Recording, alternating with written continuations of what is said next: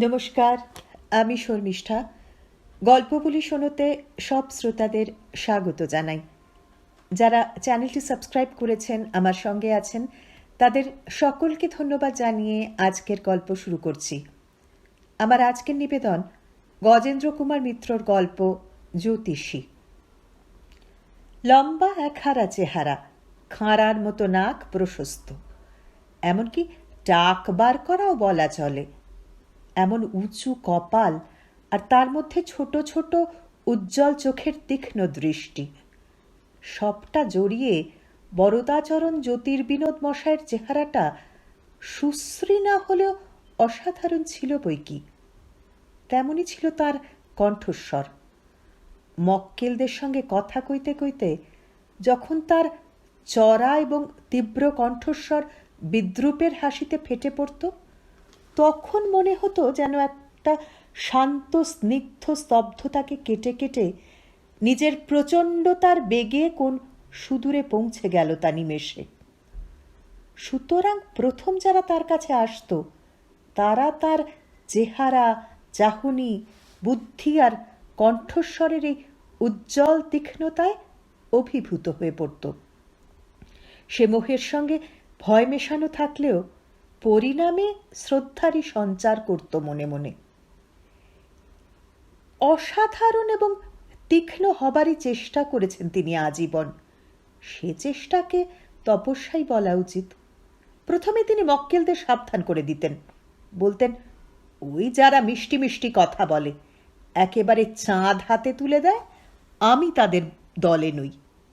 মিছে করে বানিয়ে বলতে পারবো না যে পরের সম্পত্তি হঠাৎ হাতে পড়বে কিংবা অপুত্রকের ছেলে হবে, ওতে আমার ঘৃণা বোধ হয়। তারপর মুহূর্ত কয়েক মাত্র থেমে স্তম্ভিত মক্কেলকে একটুও সামলাবার অবকাশ না দিয়ে তিনি আবার বলে উঠতেন, বুঝেছেন তাহলে? কোজামিল আমি দিতে পারবো না। হাতে যদি খারাপ লেখা থাকে তো মুখের ওপরই বলে দেব। সেটা সইতে পারবেন তো? অপ্রিয় সত্য। তা যদি না পারেন তবে সরে পড়ুন। তারপর বাকি সকলের দিকে স্থির সুতীব্র কণ্ঠস্বরকে আরো চড়িয়ে বলতেন, সেই জ্যোতিষীর গল্প জানেন তো? একজনের হাত দেখে বলেছিল যে তোমার বড় রকমের লাভ হবে আর সামান্য কিছু লোকসান। তো সেই লোকটা ভাবতে ভাবতে পথ হাঁটছে যে কি লাভ হবে, তখন পড়ে গেল এক খানায়। হাত বাড়িয়ে নিজেকে সামলাতে যাবে, তখন মুঠো করে এক ব্যাঙ ধরল, এধারে পাটি গেল ভেঙে। সে তো কোনো মতে বাড়ি ফিরে এলো।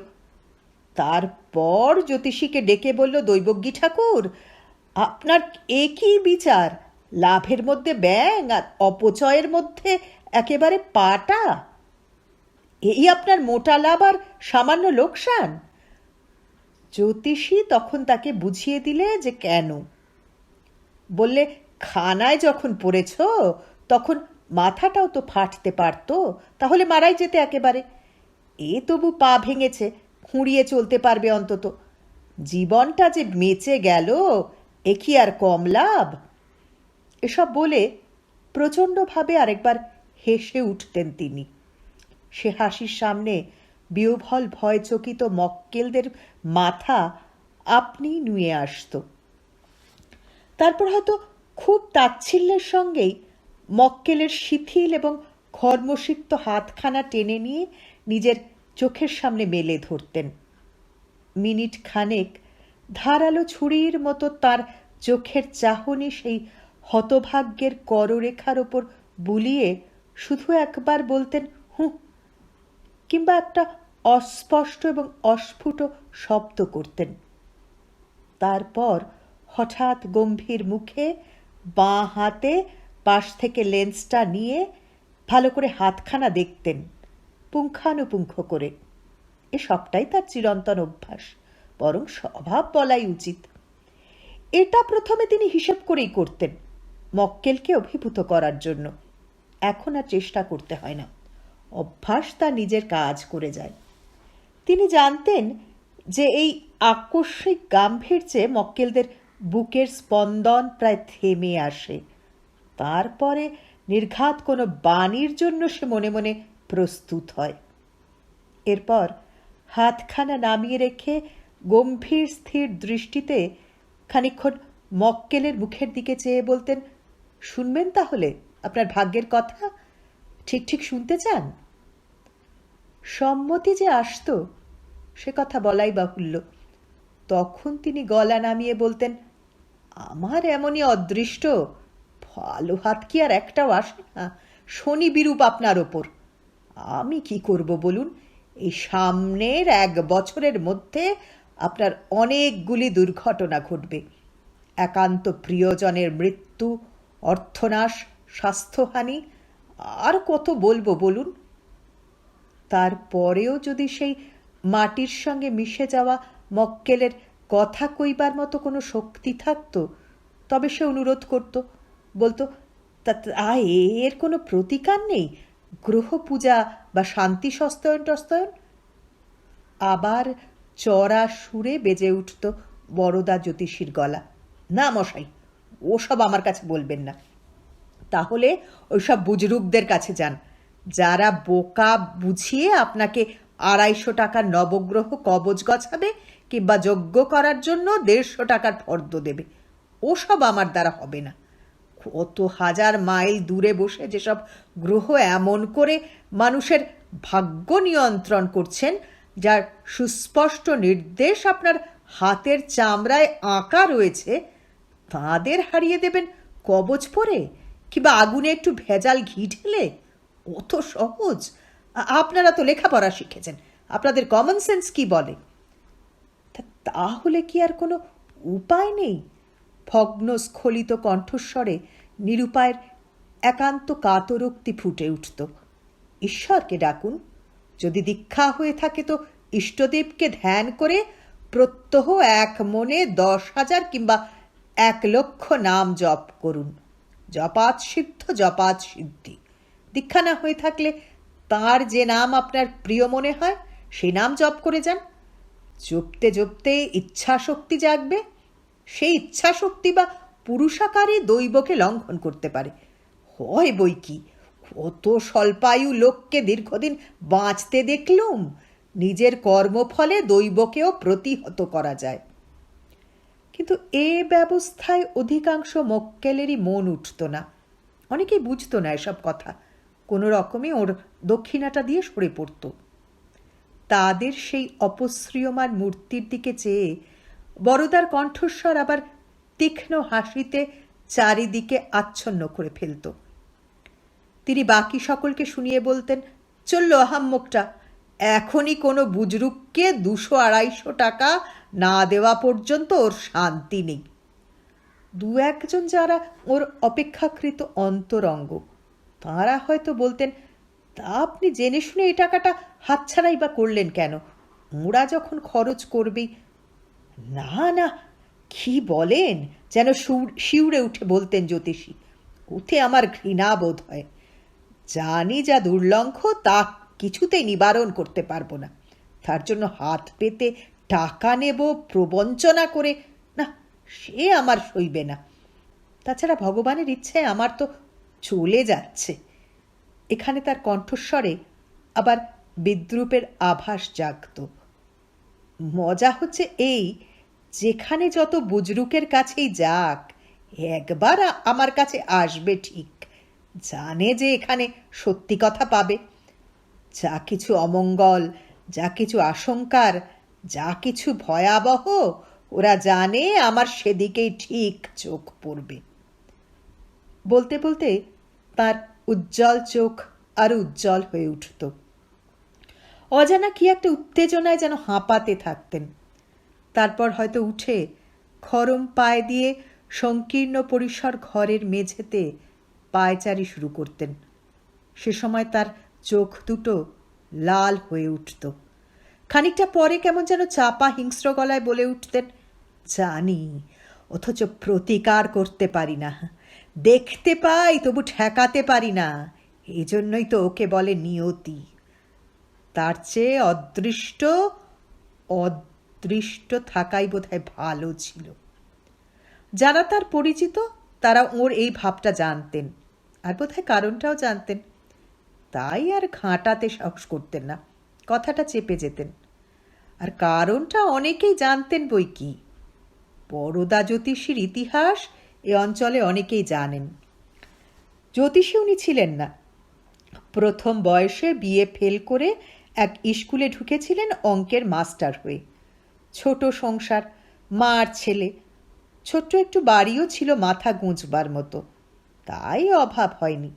৩৫ টাকা মাইনেতে সংসার চালিয়েও অনেক শখ মেটাতে পারতেন। এইসব শখের মধ্যে প্রধান ছিল পুরনো বই কেনা। বেশি দামের পুরনো বই কেনা সম্ভব নয়, তাই সারা বিকেল আর সন্ধেটা ঘুরতেন পুরনো বইয়ের বাজারে। হাঁটকে হাঁটকে একটা দুটো ছেঁড়া জীর্ণ বই সংগ্রহ করে বাড়িতে নিয়ে আসতেন। নিরীহ রোগা ছোকরাটিকে বইওয়ালারা কৃপার দৃষ্টিতেই দেখত, তাই তারা সারাক্ষণ ধরে বই ঘাটা ছেলেটিকে কিছু বলতো না। তাছাড়া লোকটি কিনতেন যত বাজে আর অকেজো বই, তাই তারা সস্তাও করে দিত অনেক সময়। মা অনুযোগ করতেন, বন্ধুরা ঠাট্টা তামাশা করত, কিন্তু এ নেশা তার কাটত না কিছুতেই। বিয়ে থা করে সংসারী হওয়া কিংবা আর একবার চেষ্টা করে বিয়ে পাশ করার সম্ভাবনা হয়ে পড়তে লাগলো সুদূর পরাহত। এমনি করে বই ঘাঁটতে ঘাঁটতে হঠাৎ পরদা একদিন পেয়ে গেলেন খান্দুই ফলিত জ্যোতিষের বই, প্রাচীন পুঁথি। খবর নিয়ে জানলেন যে এই বই দুটি খুব বিখ্যাত এবং অধুনা দুষ্প্রাপ্য। পুঁথির আকারে ছিল বই দুখানা, বিবর্ণ নাগরী লিপিতে ছাপা। একেবারে বাজে বই মনে করে দোকানদার মাত্র আনা ৬ পয়সাতে বই দুখানা দিয়েছিল তাকে। ব্যাস, এইবার লাগলো তার এক নতুন নেশা। প্রায় গলে যাওয়া পুঁথির পাতা থেকে অতি কষ্টে উদ্ধার করে তিনি লিপিগুলো আরেকটা খাতায় নকল করলেন। অর্থ বোঝবার অসুবিধে হচ্ছে দেখে আবার সংস্কৃত পড়ে আরম্ভ করলেন নতুন করে ব্যাকরণ আর অভিধান খুলে বসলেন।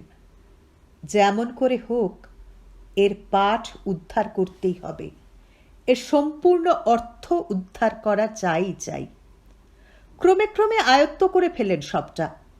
এক নতুন দৃষ্টি খুলে গেল ওর। পুঁথির শ্লোকের বর্ণনার সঙ্গে নিজের আর মায়ের কররেখা মিলিয়ে মিলিয়ে চিনতে শিখলেন। কোন রেখার কি অমোঘ নির্দেশ তাও ধীরে ধীরে বুঝতে পারলেন, কিন্তু তবু ঠিক বিশ্বাস হয়নি। ছেলেবেলা থেকে তিনি অনেককেই হাত দেখিয়েছেন, তার কোনোটা মিলেছে কোনোটা মেলেনি। ওর বিশ্বাস ছিল এগুলো অল্প বিস্তর আধারেই ঢিল ছোড়া হয়, যেটা লাগে দৈবাত। কিন্তু এবার শুরু করলেন নিজেই বন্ধু বান্ধবদের হাত দেখতে। একে একে বহু লোকের হাত দেখলেন তিনি, বিনে পয়সায় সেধে সেধেই দেখলেন। আর সেই তার প্রথম চমক লাগলো। জ্যোতিষশাস্ত্র এমন শক্তিশালী, হিসাব এমন নির্ভুল তার, যা বলেন তাই যেন মিলে যায়। দৈববাণীর মতো তার কররেখার বিচার সত্য হয়, যেন নির্ভুল অঙ্কের মতো হিসাব করা সব ব্যাপারটা। নেশা আরো বাড়ল। এদিক ওদিক খুঁজে আরো খান্দুই বই বার করলেন। ছুটলেন কাশিতে, কুধুরি বাজার থেকে পুরনো জ্যোতিষের বই সংগ্রহ করলেন। লুধিয়ানাতে গেলেন মাসিক শতকরা 2 টাকা সুদে টাকা ধার করে। সেখানে কোনো পাঞ্জাবি জ্যোতিষীর কাছে ভৃগু সংহিতার সম্পূর্ণ পুঁথি আছে সেটি দেখবার জন্য। 200 টাকা প্রণামী দিয়ে তবে একবার নাড়াচাড়া করবার অধিকার পেয়েছিলেন তিনি। এইসব করার ফলে স্কুলের চাকরিও মোটা শুকিয়ে খসে পড়বার মতো হয়েছিল। তিনি নিজেই এবার সেই সামান্য যোগসূত্রটি ছিঁড়ে দিলেন। এই বাড়ির বাইরে সাইনবোর্ড লাগিয়ে বসে গেলেন পেশাদার জ্যোতিষী রূপে। নবদ্বীপে 5টি টাকা দিয়ে জ্যোতির্বিনোদ উপাধি তার আগেই আনানো ছিল। কিন্তু শখ করে হাত দেখানো এক জিনিস, আর টাকা খরচ করে দেখানো আর এক। যেসব বন্ধু বান্ধবরা এতদিন উৎসাহ সহকারে ঘিরে থাকত তারা সবাই সরে পড়ল। তাছাড়া তাদের কাজ তো হয়েই গিয়েছিল। এখন আর মক্কেল আসে না। দিনের পর দিন কাটে, রাত্রির পর রাত্রি। পাশে লেন্সখানা রেখে টেবিল ল্যাম্পের আলোকে ঝুঁকে পড়ে দীর্ঘ রাত্রি পর্যন্ত বরদা জ্যোতিষী পড়াশোনা করেন। সে পড়াশোনায় তার ব্যাঘাত ঘটে না একটুও।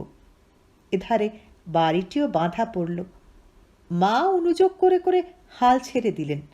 এ আবার কি শখ বাপু, যা হয় একটা চাকরি বাকরি দেখে নে না, মাথা গোছবার এই স্থানটুকু চলে গেলে দাঁড়াবি কোথায় বল দেখি। কিন্তু বরদা জ্যোতিষী তার নিজের ভাগ্য তখন দেখে নিয়েছেন।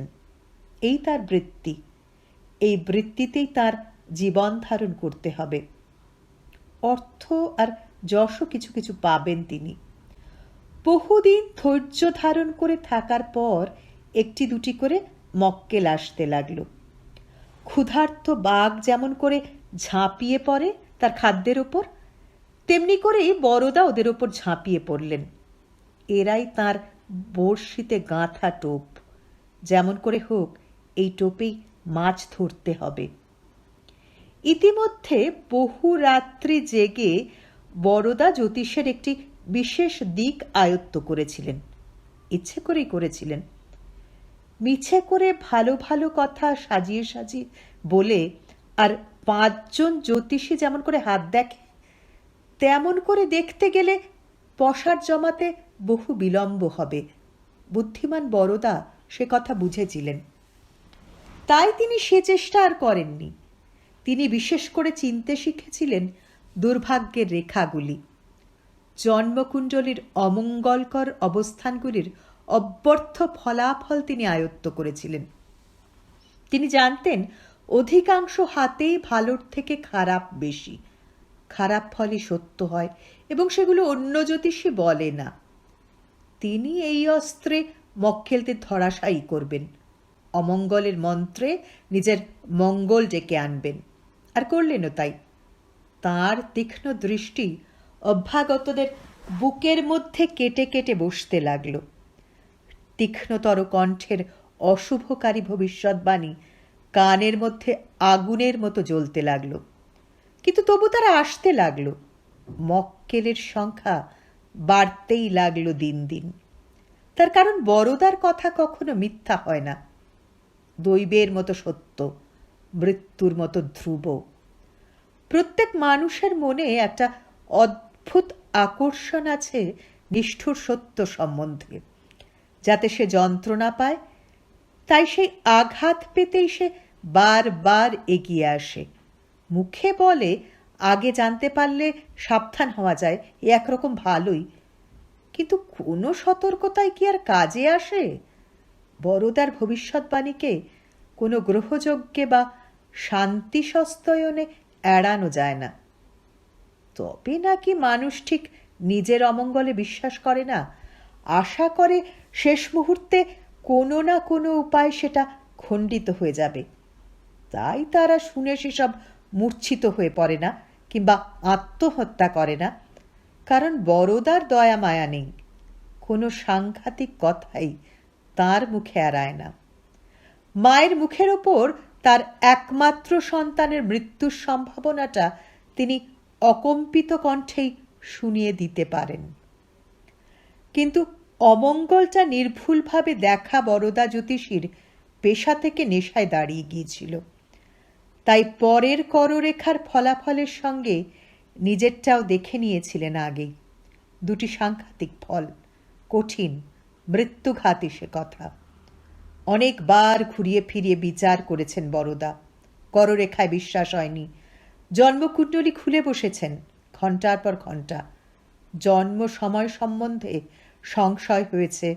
গণনা করে বার করেছেন নিজের জন্ম তারিখ ও ঘণ্টা। ছুটে গিয়েছেন কাশীতে, কাশ্মীরে, ভৃগু সংহিতার সঙ্গে মিলিয়েছেন।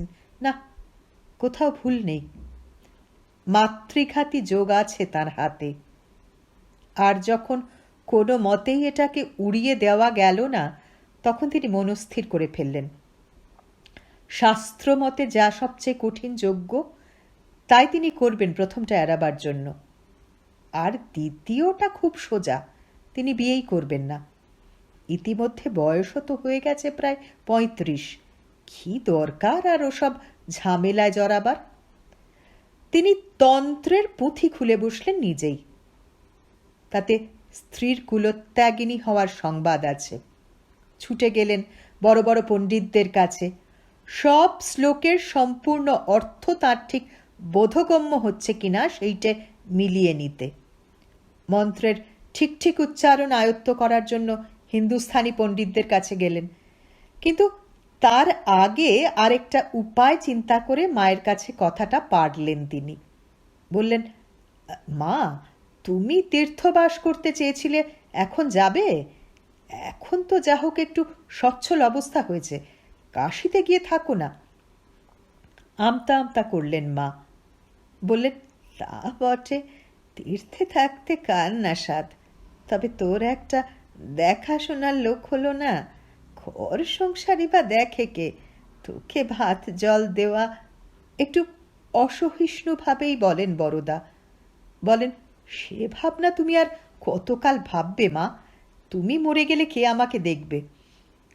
সে তখন আলাদা কথা, বেঁচে থাকতে না ভেবে আর কি করি বল। তাহলে তুমি যাবে না মা? তুই একটা বিয়ে কর, তবে যাই। সে আমি পারবো না, দৃঢ় কণ্ঠে বলেন বড়দা। তাহলে আমিও যাব না। আরও পীড়াপিড়িতে আসল কথাটা বলে ফেলেন মা। বলেন, এই বুড়ো বয়সে শরীর ভেঙে আসছে, এখন একা কোন নির্বান্ধব পুরীতে আমি থাকবো বল দেখি, বড় ভয় করে যে। তা বেশ, যদি লোক দিই তোমার সঙ্গে? বড়দা প্রশ্ন করেন। কেন বল দেখি, আমাকে এত তাড়াবার তাগিদ তোর? আমি না বিদায় হলে বুঝি বিয়ে করবি নি? লোক না হয় দিলি, হঠাৎ যদি মরে যায়, এক ছেলে, একটু জলও তো পাবো না। অগত্যা সে প্রস্তাব বন্ধ করতে হয়। এই একমাত্র ক্ষেত্র যেখানে আসল কথাটা বলা চলে না, বললেও মা বিশ্বাস করবেন না। ছেলের অসাধারণ মাতৃভক্তির কথা তিনি সকলকে গর্ব করে বলে বেড়ান যে, সুতরাং শেষ পর্যন্ত যজ্ঞেই বসতে হয়। নিজে নিষ্ঠাপূর্বক সমস্ত আয়োজন করেন। ঘি তৈরি হয় গরুর দুধ থেকে, সরজাল দিয়ে। এতটুকু ত্রুটি কোথাও না থাকে, এই তার প্রতিজ্ঞা। আগের দিন উপবাস করে থাকেন, পাঁজি দেখে সময় ঠিক করে যজ্ঞে বসেন। জ্ঞানও তো কোথাও কোনো খুঁত রইল না। যজ্ঞের শেষে বিধিপূর্বক কবজ বেঁধে দিলেন মায়ের হাতে, কারণ বললেন, তোমার একটা বড় ফাঁড়া আছে মা, শিগগিরই। মা বিস্মিত হয়ে বললেন, এই এত বড় যজ্ঞটা করলি তুই আমার জন্য? হ্যাঁ, কি বলিস রে, পাগল ছেলে তুই। কেন পাগল কেন? আমি তো বুড়ো হয়েছি, না হয় মৌলমি, তার জন্য এত কিছু? সে তুমি বুঝবে না মা। কথাটা সেদিন এখানে চাপা পড়ল বটে, কিন্তু শেষ হলো না। মুখে ব্যাপারটা যতই তুচ্ছ বলে উড়িয়ে দিল, মায়ের মনের মধ্যে সেটা বহুদূর প্রসারী হয়ে আশ্রয় নিলে। কয়েকদিন ধরেই কথাটা মনে নাড়াচাড়া করে একদিন এসে তিনি বললেন, বাবা, একটা কথা বলবো তোকে, রাখবি? বড়দা বললেন, বিয়ের কথা ছাড়া যা বলবে তুমি রাখবো। মা বললেন, এই তো কথা দিচ্ছিস? বড়দা ঘাড় নাড়লেন। মা বললেন, ফাঁড়ার কথা তো কিছু বলা যায় না বাবা, তাছাড়া এমনি এতখানি বয়স হলো, কবে আছি কবে নেই, তুই আমাকে একটু তীর্থ করিয়ে দে না। শুনেছি তীর্থস্থানে অনেক সময় গ্রহ ফাঁড়া কাটে। জ্যোতিষী বিস্মিত হলেও মুখে সেটা প্রকাশ করলেন না। সময় নিকট হয়ে আসছে, এ কি তারই পূর্বাভাস? খানিকটা চুপ করে থেকে বললেন, যদি লোক দিই তোমার সঙ্গে? না, সে হয় না, মরণের সময় তুমি কাছে থাকবে না, এ হতে পারে না। তোমাকে ছাড়া আমি থাকবো না। বেশ, তাই হবে। দেনার শেষ 1000 টাকা শোধ করবেন বলে জ্যোতিষী তৈরি হচ্ছিলেন। সেই টাকা সম্বল করেই দোরে তালা দিয়ে মাকে নিয়ে বেরিয়ে পড়লেন তিনি। ভারতভূমিকে বামাবর্তে পরিক্রমা করলেন। কলকাতা থেকে পুরী, সেখান থেকে সিংহাচল, গোদাবরী, পক্ষীতীর্থ, শ্রীরঙ্গম, রামেশ্বর হয়ে বোম্বের পথে নাসিক, পঞ্চবটি, প্রভাস, দ্বারকা, পুষ্কর সেরে মথুরা বৃন্দাবন হয়ে সোজা চলে গেলেন হরিদ্বার। সেখান থেকে কুরুক্ষেত্র, প্রয়াগ হয়ে কাশী এসে নামলেন। মাকে বললেন, মোটামুটি তোমার সব সারা হয়ে গেল মা, বাকি রইল শুধু গয়া।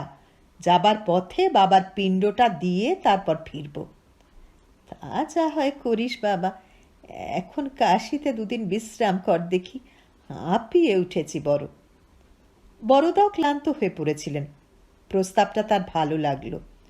তাই ধর্মশালাতে 3 দিনের বেশি থাকতে দেয় না বলে পাণ্ডার সহায়তায় গণেশ মহল্লায় একটা বাড়িতে দৈনিক 4 আনায় ভাড়ার ঘর ঠিক করলেন। বাঙালি ব্রাহ্মণ স্ত্রীপুত্র নিয়ে সে বাড়িতে থাকেন, তিনি ঘর ভাড়া দেন। সংসার চালাবার এই একমাত্র অবলম্বন।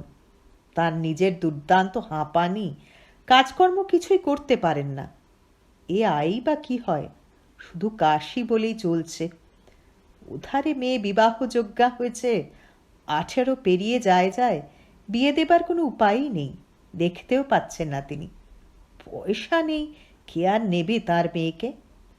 অনেক দুঃখের কথাই বললেন বাড়ি ভাড়া দেবার সময় সেই ব্রাহ্মণ ভদ্রলোক। বড়দা কৌতূহলী হয়ে মেয়েটির দিকে তাকালেন। সুশ্রী মেয়েটি, যৌবন ও স্বাস্থ্যে টলমল, ময়লা কাপড় আর নিরাভরণ অবস্থাতেও সে দৃষ্টি আকর্ষণ করে। মনে মনে স্থির করলেন বড়দা, অবসর সময় মেয়েটির হাত দেখবেন। কিন্তু সে অবসর আর মিলল না। সেই দিনই মা গেলেন কেদারনাথ দর্শনে। কি মনে হলো, বললেন, এখানে স্নান করব বাবা একটু। সে কি মা, এমন অসময়ে এখানে তো স্নান করবে? তুমি সকালেই তো স্নান করেছো আজ। তা হোক বাবা, এসেছি এখানে, স্নান করব না? তিনি নামলেন জলে। 2 পা নেমেই কিন্তু বলে উঠলেন, এ যে বড্ড পেছল রে, ও বাবা, ধর ধর দেখি আমাকে। তখন স্নানার্থী কম, অপরে কেউ হাত ধরবে সে সম্ভাবনাও নেই। বড়দা ব্যস্ত হয়ে জামা কাপড় শুদ্ধ নেমে এলেন, কিন্তু তাড়াতাড়িতে তিনি সাবধান হননি, তাঁর পাও গেল পিছলে। সেই অবস্থাকে সামলাবার আগেই তিনি গিয়ে পড়লেন মায়ের ওপর। হাত ধরার আর অবসর হলো না। চোখ মেলবার আগেই মা কোথায় তলিয়ে গেলেন। তারপর চেঁচামেচি, হইচই, যা হবার তাই হলো। অনেক কষ্টে, বহু চেষ্টায় দেহ খুঁজে পাওয়া গেল, কিন্তু সে মৃতদেহ। বড়দা কথা কইলেন না, কাঁদলেনও না, চুপ করে একদিকে চেয়ে বসে রইলেন।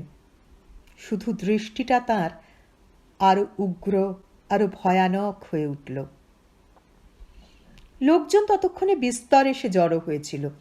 খবর পেয়ে ওর নতুন বাড়িওয়ালাও এলেন, সঙ্গে তার মেয়ে সরমা। সরমাই সাহস করে এগিয়ে এসে বলল, উঠুন, এমন করে বসে থাকলে তো চলবে না। মায়ের শেষ কাজ আপনাকেই তো করতে হবে, মায়ের ঋণ শোধ করুন। তা বটে। এতক্ষণে বড়দা বিহ্বল দৃষ্টিতে তাকালেন চারিদিকে। উঠে দাঁড়াতে গেলেন, মাথাটা কেমন টলে উঠল।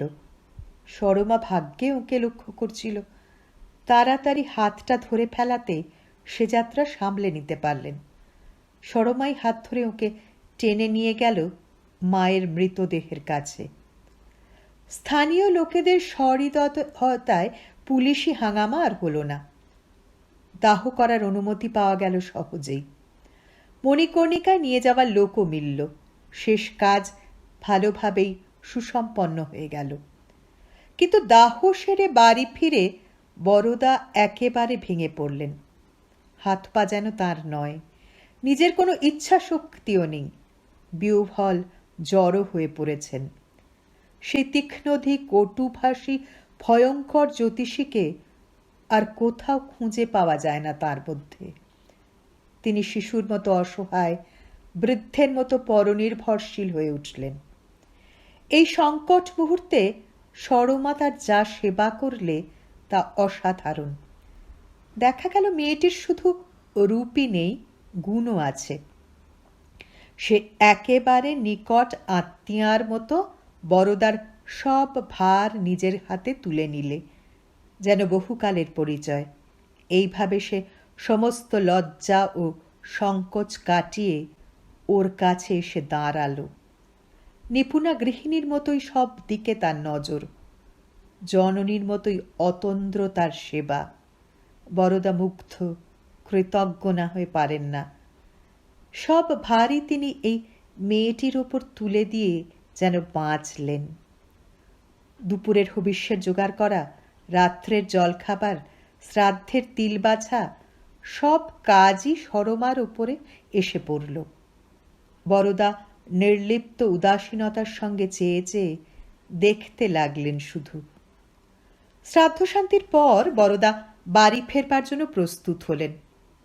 বিদায়ের পূর্বে সরমার বাবাকে প্রণাম করতে গিয়ে কথায় কথায় বললেন, আপনাদের ঋণ আমার শোধ করার উপায় নেই, তবু যদি কিছু করবার থাকে তো বলুন। আপনাদের সামান্য কিছু উপকার করতে পারলে আমি খুশি হব। ব্রাহ্মণ খানিকটা চুপ করে থেকে বললেন, সত্যই উপকার করতে চান? করবেন? নিশ্চয় করব, অবশ্য সাধ্যে কুলোলে। কথা দিচ্ছেন তাহলে? হ্যাঁ, দিচ্ছি।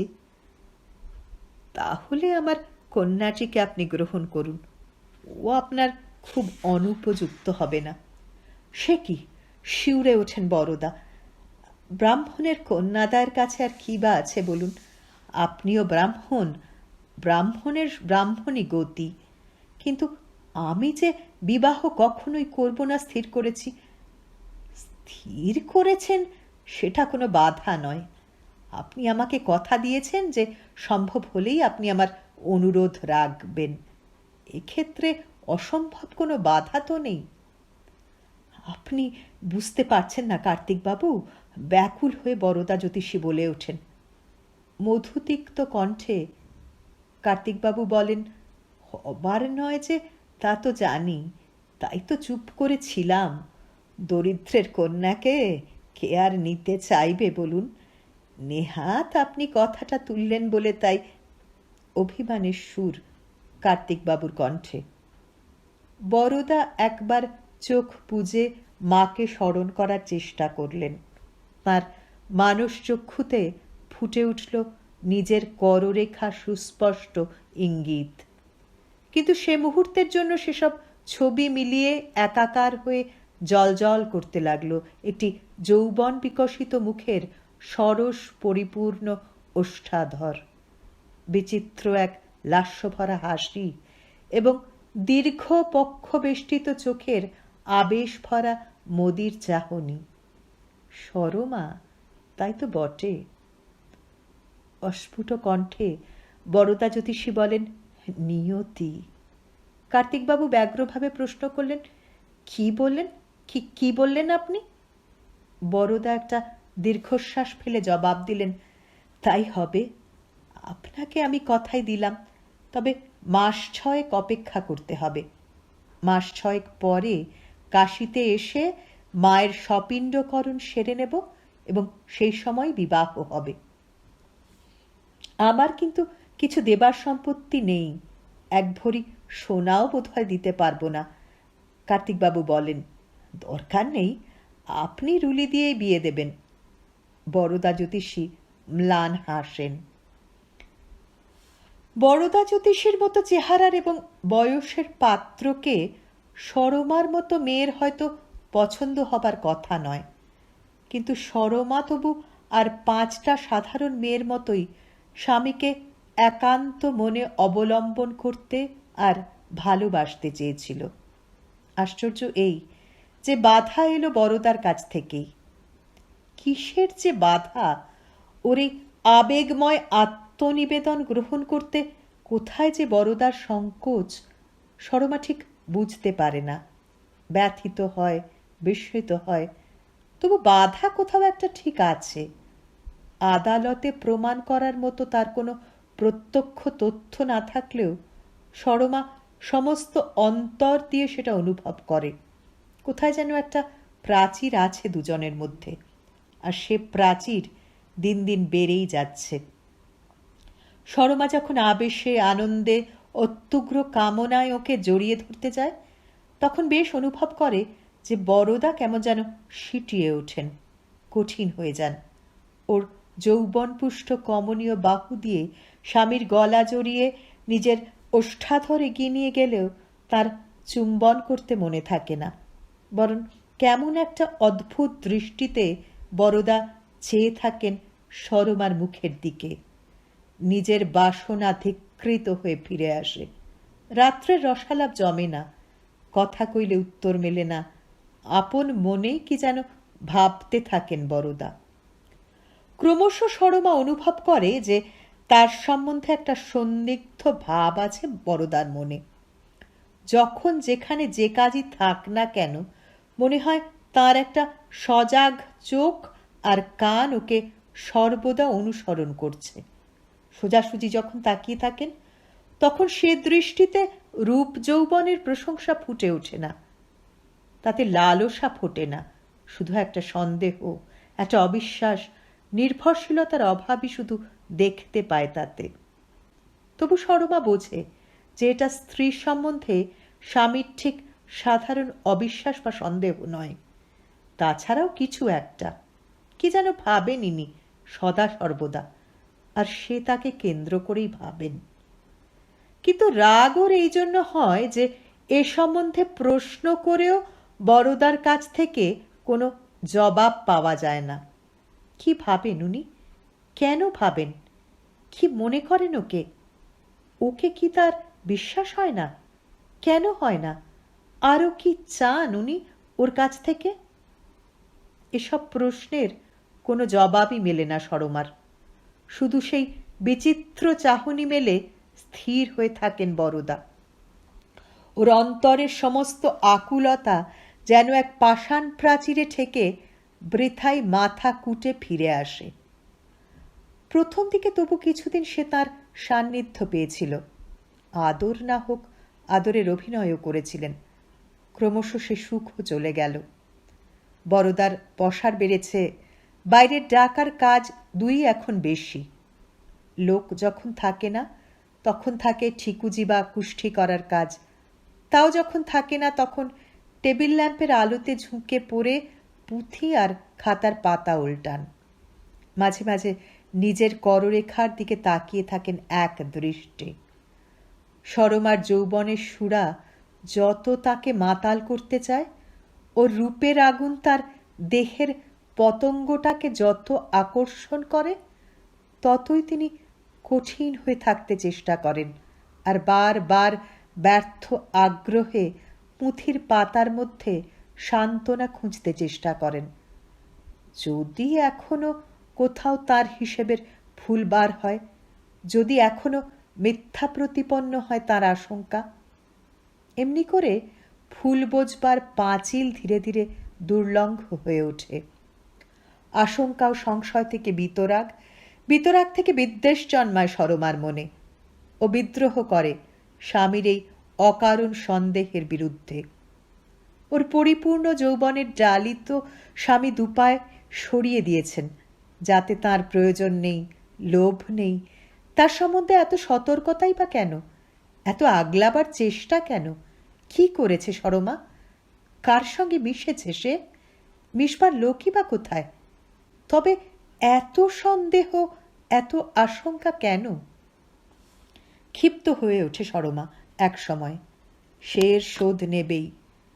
ওই তো চেহারা ওর, যৌবনে ভাঁটা পড়েছে কবে, শীর্ণ, রুক্ষ, বৃদ্ধ, ওর এত অহংকার।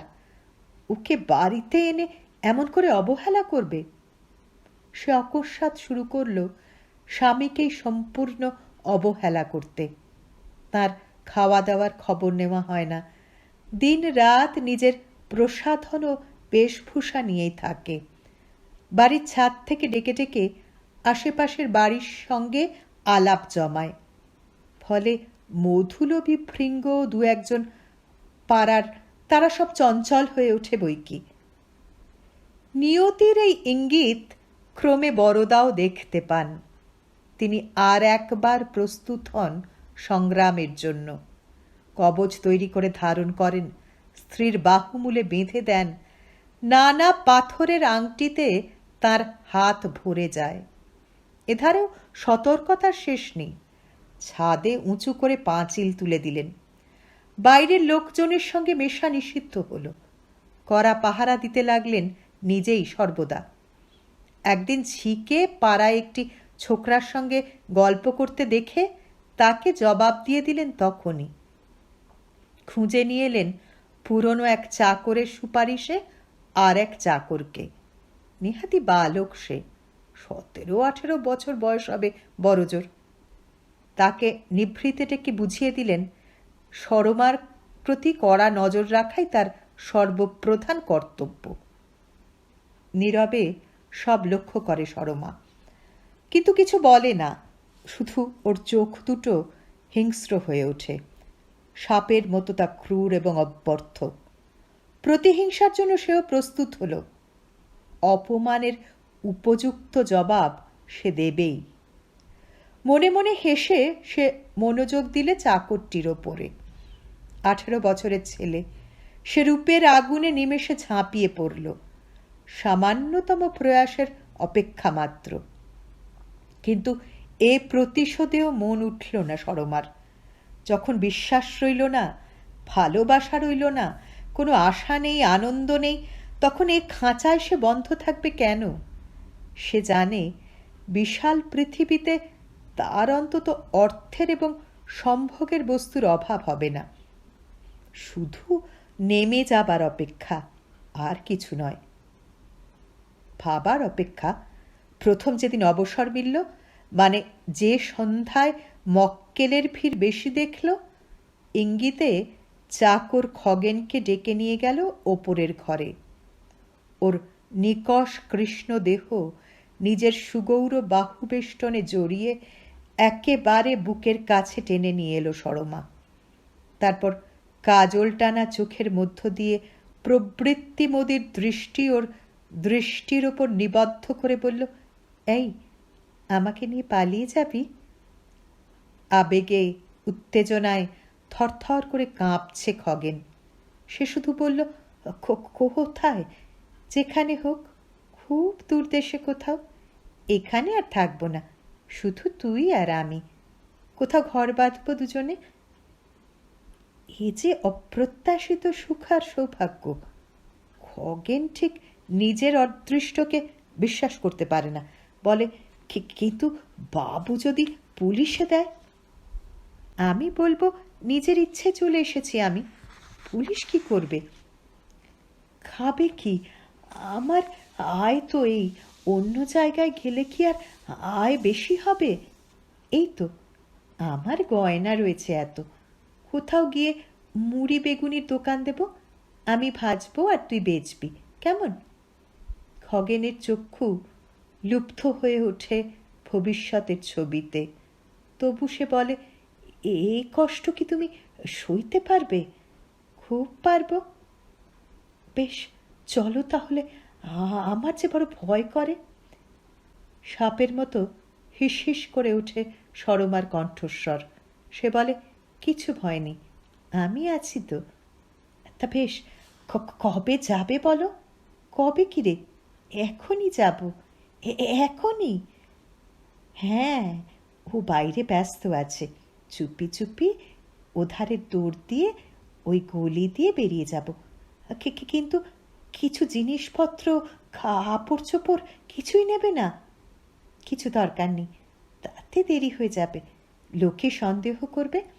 কিছু নগদ টাকা আছে আমার, হাতে টাকা থাকলে সব হয়, সব কিনে নেব আমরা। মূঢ় পতঙ্গের বাধা দেবার আর কোনো শক্তি ছিল না। নিয়তির মতো নিষ্ঠুর ওই মেয়েটির ইচ্ছার কাছে আত্মসমর্পণ করে সে সহজেই। সরমা ওর আর তর সয় না। খগেনকে ওর প্রয়োজন ছিল না, প্রয়োজন থাকবেও না দুদিনের বেশি। এটা শুধু স্বামীর ওপর চরম প্রতিশোধ নেওয়া। ওর চোখ অদ্ভুত একটা আনন্দে জ্বলতে থাকে। তখনই এক বস্ত্রে খগেনের সঙ্গে সে গৃহত্যাগ করল, ফেলে রেখে গেল শুধু বাঁ হাতে বাঁধা কবচখানা। মক্কেলদের সঙ্গে কথা কইবার ফাঁকে ফাঁকে বরদা একটা কান পেতে রাখতেন ভেতরের দিকে সর্বদাই। আজ যেন বড় বেশি নিস্তব্ধ ঠেকল। কোনো মতে সবাইকে বিদায় করে ভেতরে উঠে এলেন বরদা।